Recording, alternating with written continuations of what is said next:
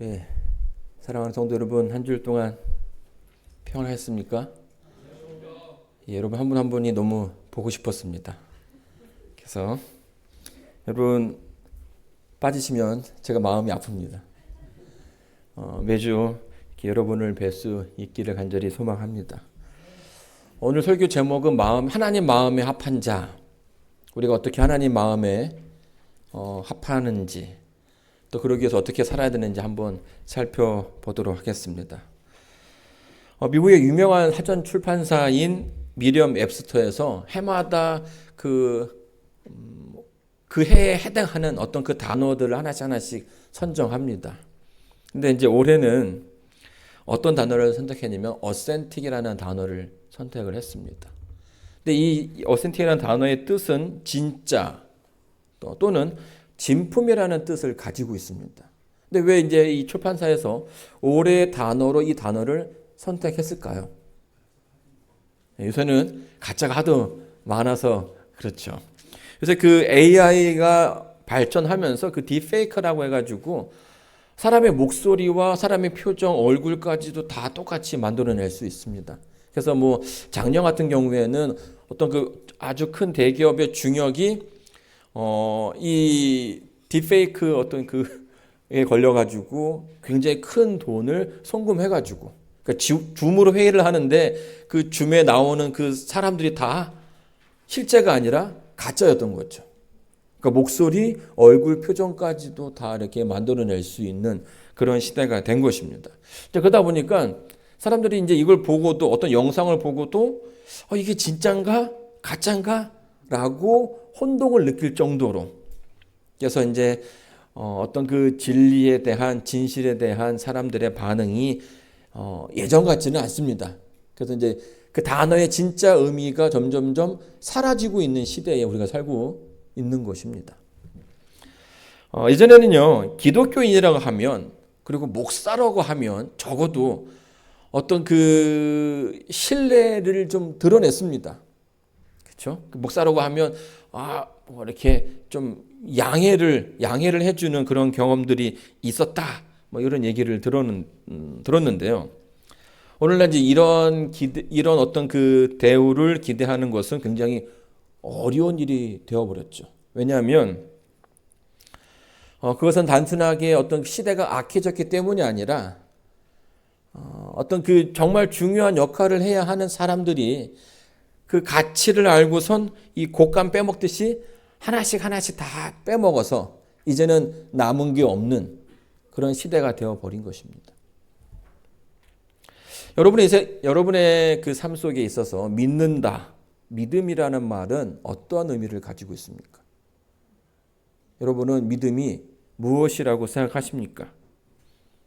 우리 홍정희 목사님, 믿음은 무엇일까요? 하나님을 믿으시죠? 네. 우리가 그분의 구원, 하나님께서 우리를 죄에서 건져내 주셔서 우리를 구원해 주실 것을 믿습니다. 그래서 우리는 바쁜 일상 가운데서 하루를 멈춰서서 이 자리에 모여서 하나님께 예배를 드리는 것 아니겠습니까? 자, 이렇게 살아가는 것이 이제 그리스도인의 삶이라고 생각을 하고, 또 우리는 스스로를 성도라고 또 그리스도인이라고 이야기를 합니다. 자, 그런데 우리가 이제 이 부분에서 한번 좀 더 깊게 생각해 볼 부분은, 우리가 정말 믿음이 있느냐, 잘 믿고 있느냐를 확인해 볼 필요가 있다라는 것이죠. 왜냐하면 이게 정말 중요한 문제라는 거예요. 어떤 사람들은요, 그저 쉽사리 어떤 그 믿음에 대해서 평가를 합니다. 순간의 감정이, 또 순간의 어떤 결심이 믿음이라고 생각을 하는 것이죠. 그리고 하나님 믿으면 됐다, 단순히 교회에 가면 됐다, 이렇게 이야기를 하죠. 그리고 어떤 그 순간적인 그 결심이 믿음이고, 이것이 우리를 이끈다라고 생각을 합니다. 여러분 혹시 그 머랭 만들어 보셨습니까? 머랭이나 그 생크림 케이크. 사실은 만들 필요가 없죠. 왜냐하면 다 지금 뭐 마트에 가면, 빵집에 가면 다 있습니다. 근데 이제 제가 막 대학생 때는 막 생크림 케이크를 막 살 수 있는 그런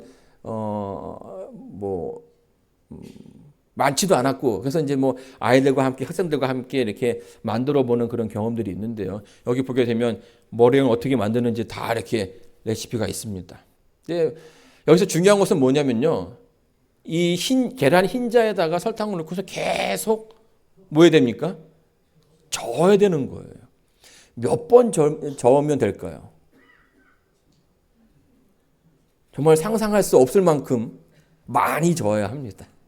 저 예전에 대학생 때는 이 생크림 케이크를 만든다고 그 휘핑크림을 사가지고 이렇게 저었는데 이게 저으면 나중에 생크림이 된다고 얘기를 하더라고요. 그래서 이제 정말 큰 맘 먹고선 저었는데 1시간이 지나도 이게 생크림이 되지 않는 거예요.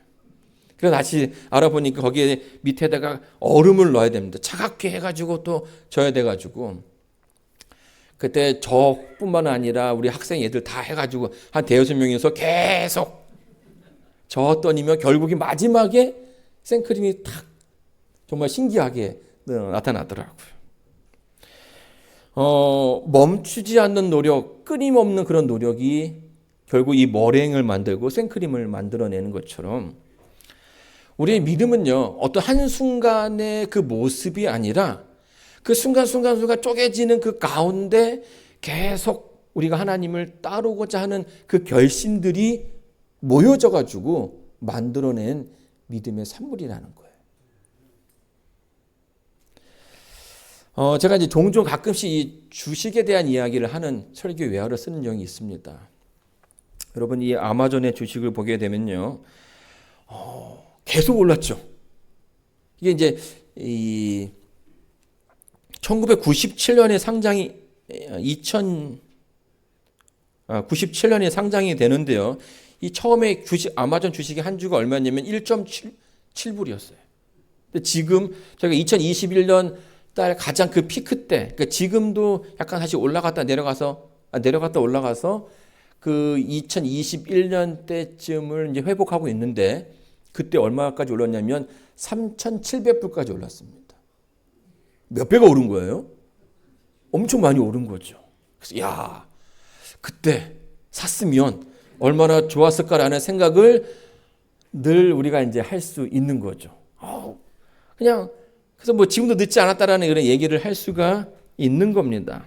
여러분, 이 주식이라는 게 제가 보니까요, 생각보다 쉬운 것은 아니더라고요. 그냥 우리는 단순하게 어떻게 생각합니까? 떨어질 때 사가지고 높을 때 팔면 된다 라고 얘기를 해요. 그러면 다 돈 벌 수 있다고. 그래서 여기도 보게 되면 저기 처음에 시작해가지고 저 끝에 올라가서 팔면 되지 않느냐, 이제 이렇게 얘기를 하죠. 근데 여러분 이 그래프는 이게 이제 몇 년, 한 20년에 그 걸쳐서 만들어진 그래프인데요. 이 그래프를 쪼개면 어떻게 될까요? 이거를 달 단위로 또 주 단위로 아니면 하루 단위로 끊어보게 되면 그냥 다 이렇게 상승하는 것처럼 보이지만 그 짧은 그 순간순간마다 계속 오르락 내리락 하는 그런 일들이 있었다라는 거예요. 여러분 아마존 주식이에요. 1997년에 1.7불로 시작했는데 한 2년 만에 105불까지 올라갑니다. 60배가 오른 거예요. 근데 여러분 이제 그 1999년쯤에 어떤 일이 있었는지 아십니까? 뭐 한국도 그렇고 뭐 전 세계가 굉장히 좀 어려웠어요. 그때 뭐가 있었냐면 그 닷컴 버블이 있어가지고 IT 그 업계에 굉장히 그 거품이 쫙 거치게 됩니다. 그래서 막 우후죽순 생기던 그 기업들이 다 망해 가는 그 가운데에 이 아마존 주식도 큰 하락을 겪게 됩니다. 그래서 원래 그 106불 정도 하던 그 주식이 95%가 빠져버립니다. 그러면 거의 뭐 망한 거죠. 자, 그런데 그렇게 오르락 내리락을 한다라는 거예요. 그리고 뭐 시간이 지나면 또 다 오를 거니까 걱정하지 마라고 이야기하지만 다시 100불까지 올라가는데 걸린 시간이 얼마였냐면 8년이었습니다. 8년. 그냥 버티면 된다라고 하지만 그렇게 버틴다라는 것이 쉬운 일은 아닌 거죠. 여러분, 우리가요, 어떤 그 성공에 대해서 또 우리의 믿음에 대해서 좀 이렇게 과시하는 그런 경향이 있지만 우리의 믿음을 한 번쯤 다시 살펴봐야 할 필요가 있다라는 것입니다. 이 경제학자들이 말하는 것을 보게 되면요, 이 아마존 주식을 처음부터 사가지고 끝에까지 가지고 간 사람이 얼마나 될까라고 조사를 해봤어요. 얼마나 마지막까지 그거를 팔지 않고 버텼을까요? 몇 프로가? 남겨진 사람은 2%, 3%밖에 되지 않나라는 거예요. 여러분, 그 말은 그만큼 끝까지 가지고 간다라는 것이 쉽지 않다라는 거죠. 가지고 있는 동안에도, 이게 없어도 문제지만 가지고 있는 동안에도 계속 얼마나 많은 소문들이 있겠습니까? 오를 거다, 떨어질 거다. 또 어떤 경제 한파 가운데 위기를 당하면 분명히 또 하락을 하고, 이제 그런 가운데 참 어려움을 겪게 된다라는 거죠. 그럴 때에 끝까지 팔지 않고 지킨 사람들은 뭐하는 사람들이에요? 자기 주변의 어떤 그 환경에 휘둘린 게 아니라 이 아마존이라는 회사가 어떤 회사이고 앞으로 이 회사가 어떻게 성장할 것인지에 대한 확신이 있는 사람은 그런 흔들림 가운데서도 버틸 수가 있었다라는 거예요. 여러분은 지금 얼마 동안 신앙생활을 하고 계십니까? 우리는 분명히 이 믿음이, 내가 하나님을 믿는 그 믿음, 하나님께서 이 믿음을 갖고 있는 우리를 구원해 주실 것을 분명히 믿고 있습니다. 그리고 오랜 시간 동안 믿어왔죠. 근데 주님 오시는 그날까지 우리가 계속해서 그 길을 걸어가야 한다는 것입니다. 그러면 그 가운데 우리의 그 주변에 얼마나 많은 일들이 있습니까? 또 얼마나 많은 위기들이 있습니까? 그 위기들은요, 예전에도 있었지만 오늘 지금에도 그것을 겪는 분들이 있을 것이고요. 또 앞으로도 그런 위기 가운데 또 그런 위기들이 우리의 삶 속에 없을 거라는 얘기를 할 수가 없는 거예요. 그런 가운데서도 뭐 해야 되는 겁니까? 우리는 하나님을 믿습니다. 내가 그럼 당신을 끝까지 따르겠습니다라고 고백해야 하는 것입니다. 여러분, 성경에 나오는 많은 사람들이 있는데요. 그 중에 오늘 한번 요셉과 다윗의 모습을 한번 살펴보고자 합니다. 여러분, 요셉은요, 어떤 사람입니까? 여러분의 기억 속에 요셉이라는 인물은 어떤 인물이었습니까? 애굽의 총리였죠. 근데 이 애굽의 총리라는 그 타이틀이 굉장히 멋있습니다. 그렇죠? 한 나라의 총리로서 그가 할 수 있는 일이 얼마나 많이 있겠습니까? 자, 그런데 이제 그 앞에 그 총리가 되기 이전의 그 삶을 살펴보게 되면요, 요셉은 17살에 아버지를 떠나서 노예로 팔려가게 됩니다. 그리고 30살에 총리가 되기까지 무려 13년 동안 이 불확실성이라는 그 단어 가운데 하루하루를 살아가게 되는 거죠. 이 불확실성, 앞으로 나의 인생이 어떻게 될지 모른다라는 그 불확실성은요, 사람들에게 굉장히 큰 스트레스를 주고 맙니다. 한국에서는 대한민국 남자라면 다 이제 군대에 가지 않습니까? 어르신들은 3년, 또 저희 때는 2년, 지금은 이제 뭐 더 짧아졌는데, 어떻게 보게 되면 2년이라는 시간이 그렇게 긴 시간은 아니거든요. 그런데 왜 그렇게 많은 남자들이 그 군대 가기를 이렇게 싫어하는가? 여러 가지들이 이유가 있지만 하나는 불확실성이라는 거예요. 내가 거기서 어떤 일을 당할지 모른다라는 거죠. 그리고 실제로 그 가운데서 어려움을 당한 이들의 이야기들이 있다라는 거예요. 근데 요셉은 그런 가운데서 몇 년을 버팁니까? 13년이라는 시간을 이겨내가는 거예요.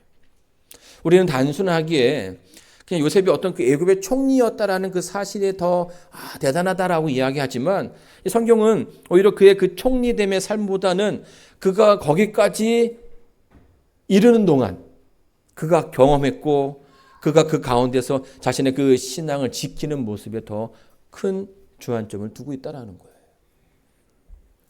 성경 말씀 창세기 39장 9절에 있는 말씀 한번 다 같이 읽어보도록 하겠습니다. 읽겠습니다. 시작.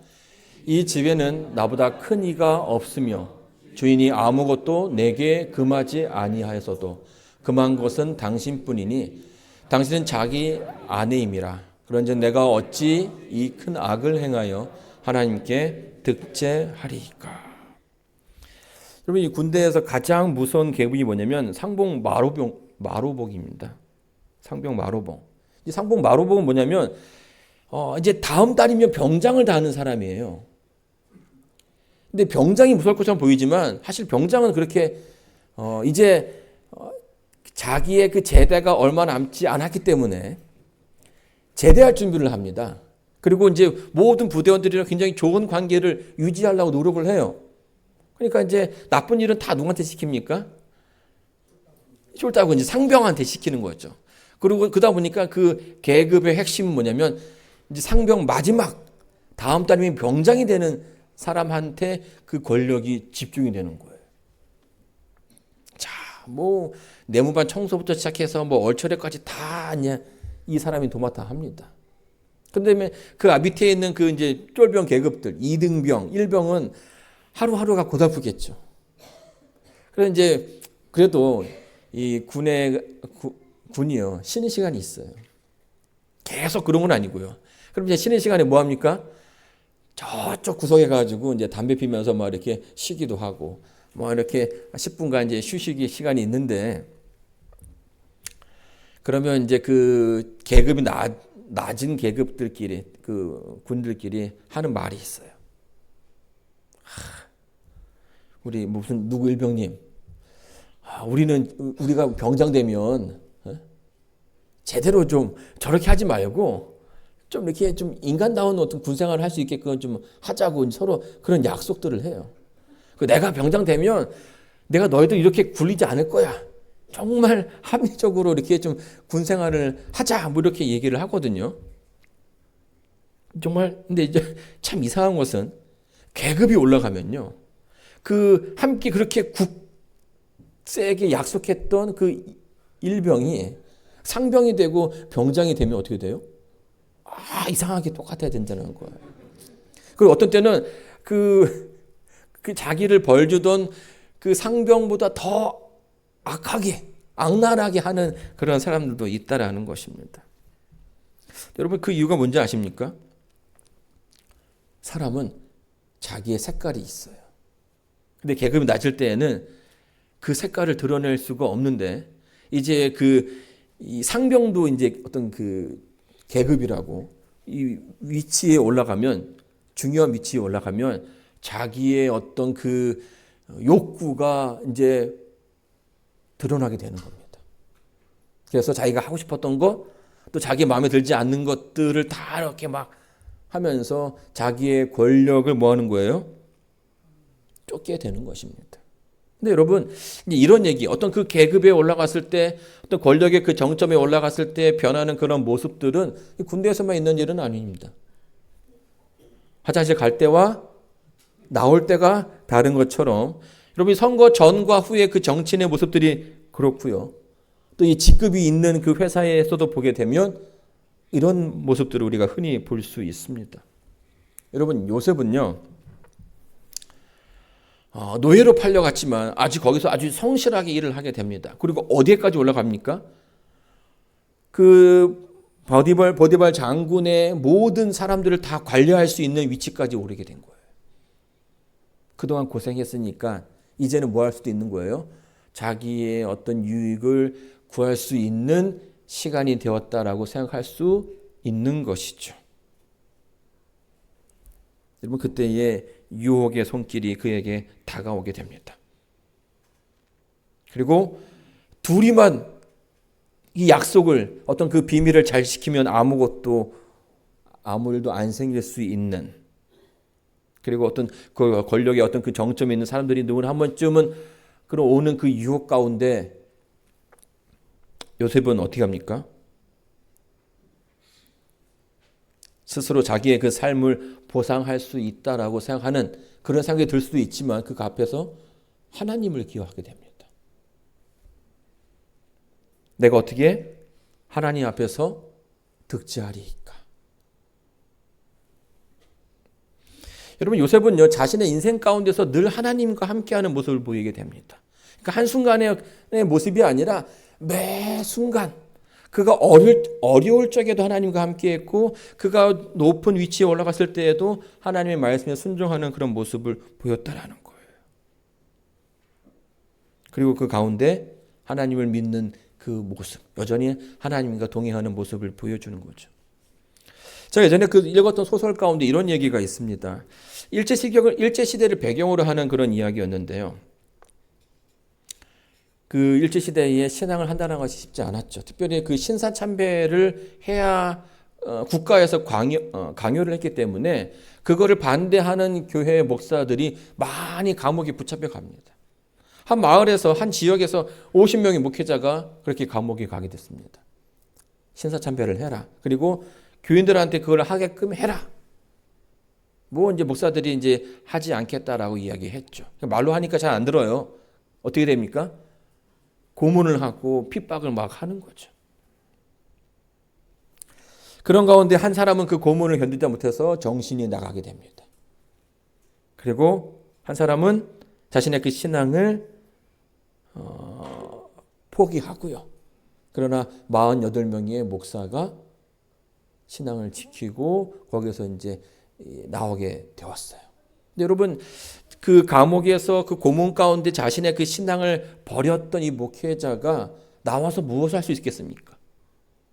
그렇죠?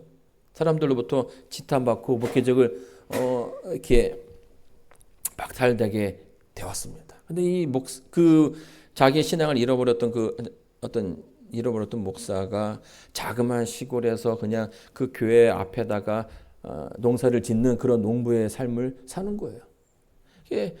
근데 이쯤 되면 그냥 신앙을 포기해도 될 만한데 그 사람은 계속 교회를 가는 것입니다. 사람들은 그 사람을 또 행해서 뭐라고 해요? 손가락질을 하고요. 자, 그런데 이상하게도 이 사람은 그 목사는 그 하나님의 교회를 떠나지 않았다라는 거예요. 근데 어느 날 갑자기 이 정신 나간 목회자의 정신이 돌아온 거예요. 그러면서 이 이야기에 반전이 생기게 됩니다. 50명의 목회자 가운데 48명이 자신의 그 신앙을 지켰다고 알았는데 그 병자였던 목회자가 돌아오면서 이 감옥 안에서 끝까지 자신의 신앙을 고집했던 사람은 딱 한 명이었다라고 이야기하는 거예요. 그게 누구예요? 사람들로 그렇게 지탄받던 그 목사였던 거죠. 그리고 48명의 목사들이 자신의 그 정체가 드러날까봐 한 사람을 모함해서 그렇게 몰고 갔던 것이에요. 이제 그런 전후 사정에 대해서 얘기하는 것이 아니라 제가 지금 말씀드리고 하자는 것은 그 한 목사님의 어떤 그 신앙, 자신에게 주어진 그 상황 가운데서 정말 억울하고 힘든 그런 상황이 없지만 그럼에도 불구하고 그는 자신의 그 하나님과의 관계 속에서 자신이 추구해야 되는 그 바른 행실을 잃어버리지 않았다라는 것입니다. 절망보다 강한 하나님의 신뢰를 가졌고요.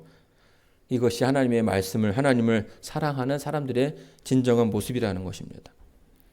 또 한 사람의 이야기를 들자면 여러분 다윗이 있습니다. 다윗은요. 사도행전을 보게 되면 하나님의 마음에 합한 사람이라고 성경이 묘사하고 있어요. 여러분 이 다윗의 모습을 보게 되면 다윗은 믿음이 좋았고요. 머리가 좋았고 능력이 있었던 사람입니다. 그런데 아시는 것처럼 이 실수도 좀 많이 했죠. 크게 되는 것은 우리아의 아내 밧세바를 범했던 것입니다. 그리고 그것을 드러날까봐 자기의 신하였던 충실한 신하였던 우리아를 죽음으로 내몰았고요. 또 그것이 하나님 앞에 좋지 못한 모습으로 여겨졌습니다. 또 한 번은요, 자기의 어떤 그 치세의 어떤 그 치적을 드러내기 위해서 인구를 이렇게 계수하는 그런 일을 하게 됩니다. 하나님께서 하지 말라 했는데 계속 그것을 하고 싶어 했죠. 그리고 그런 일들이 하나님 앞에 크게 좋지 못했다라는 겁니다. 여러분, 다윗은요, 믿음이 굉장히 좋은 사람이었습니다. 그런데 그 어린 시절에 그 뜨거웠던 그 믿음이 시간이 지나면서 계속 뭐 하게 되냐면 때가 타기 시작하는 거예요. 그렇죠? 순수했던 그 다윗이었지만 시간의 흐름 속에서 어떤 그 뜨거움을 잃어버리게 된 것입니다. 여러분, 사실 우리도요, 이제 이런 모습들이 우리의 뭐 신앙 가운데 있을 수 있다라는 거예요. 여러분들이 처음 하나님을 알고 예수님을 만났을 때에 그 가졌던 그 뜨거움, 하나님께서 나의 그 죄를 다 용서해 주셨구나 하는 그 마음 가운데 눈물을 흘리며 하나님께 고백했던 그런 순간들이 있지 않습니까? 근데 그 뜨거운 시간들이 시간의 지남에 따라서 그 온도가 점점점 떨어지고 있다는 거예요. 저도요, 제가 이제 목회를 한 20년 했는데요. 저희 목회 가장 뜨거웠던 시간은 목회를 막 나왔던 그런 시간이 아니었나라는 생각을 좀 해보게 됩니다. 근데 왜냐하면 그때는 정말 아무것도 몰랐어요. 막 그 신학과 4년 동안 무언가를 배운다고 하지만 그 배움을 가지고 교회 가서 설교도 하고 뭐 방문도 하고 해야 되는데 뭐 제대로 되겠습니까? 그렇죠? 이제 막 학생 티를 벗어났는데 또 한국은 미국 다르게 일주일에 몇 번 설교합니까? 3번을 설교를 해야 돼요. 그러면 한 달이면 12번입니다. 미리 뭐 설교를 준비한다고 해도 그 준비된 몇 개는 몇 달이면 지나면 다 끝나버리는 거예요. 그래서 제 그때의 기억으로는 한 2년 동안은 쉰 적이 없는 것 같아요. 안식 설교 끝나면 바로 이제 화요일 설교를 준비합니다. 그럼 화요일 설교 끝나면 금요일 설교를 준비해야 되고요. 또 금요일 설교를 끝나면 밤새서 또 안식 설교를 또 준비해야 되는 거죠. 자, 그러다 보니까 제가 그때 가장 많이 했던 게 뭐냐면 기도였어요. 왜냐하면 제가 잘할 수 있는 게 기도밖에 없는 거예요. 이거 말고는 제가 할 수 있는 게 없으니까요. 그래서 뭐 바치가랑이 붙잡듯이 이렇게 기도를 열심히 했는데 뭐 나중에 또 이야기할 기회가 있겠지만 그때의 큰 분란 가운데서 저와 저희의 그 가족을 지켰던 것이 그 기도였던 것입니다. 그런데 그렇게 뜨거운 어떤 그 기도의 그 응답, 하나님의 그 보호하심을 경험했는데 20년이 지나니까요, 점점 그 모습들이 변해간다라는 거죠. 한 20년 목회를 하다 보니까 이제 인간관계에서도 설교에서도 목회에서도 예전에 없던 그런 어떤 그 스킬들이 막 생기기 시작하는 거예요. 그렇지 않습니까? 한 20년, 3년만 열심히 해도 풍어를 얻는다고 하는데, 그죠? 20년을 했으니까요. 그리고 또 맷집도 생겨요. 목회를 하다 보면. 그래가지고 누가 하는 말도 이제 그냥 네, 그러시군요 하고 이렇게 넘어갈 수 있는 그런 여유도 생긴다라는 거예요. 근데 한편으로는 정말 잘해가고 있다라는 생각이 드는데 한편으로는 예전에 그 내 모습과 비교해 봤을 때 내가 너무 많이 변한 것은 아닌가라는 생각이 드는 거죠. 그리고 어떤 순간에 내가 너무 메마른 것 아닌가. 예전에는 누군가의 이야기를 듣고서 눈물을 흘리기도 하고 하나님 앞에 간절하게 기도했던 적이 더 많았던 것 같은데 이제는 그런 부분에서 있어서 제가 예전만큼 하지 못한다라는 거죠. 또 우리 기도가 말라서 그냥 어떤 그 테크닉적인 그런 부분만 늘어나서 기계적인 목회를 하고 있는 것은 아닌가라는 생각이 드는 것입니다. 근데 문제는 사고는 언제 생깁니까? 내가 익숙해졌다고 생각할 때 그때 생기게 되는 거죠. 여러분, 그래서 여러분 저를 위해서 참 많이 기도를 해 주셔야 합니다. 우리 목사님 끝까지 주님 오시는 그날까지 목회 잘할 수 있게끔 기도를 많이 해 주셔야 합니다. 이 다윗이요, 순수했던 그 다윗이 왕위를 얻고 나서 할 수 있는 것들이 많아졌습니다. 그리고 자기 한 말에 모든 이스라엘을 움직이는 그런 모습들을 보게 되죠. 그런데 그때에 그가 넘어지게 됩니다. 실수하게 되고 큰 죄를 짓게 됩니다. 그런데 문제는 참 감사한 것은 이 다윗이 그 넘어지는 그 순간 그 다음의 행보가 중요하다라는 거예요. 보통 많은 사람들은 그렇게 되면 크게 실망하고 크게 낭망하고 하나님을 더 멀리 떠나는 그런 일들을 경험하게 되는데 다윗은 오히려 그때에 다시금 빠르게 하나님께로 돌아옵니다.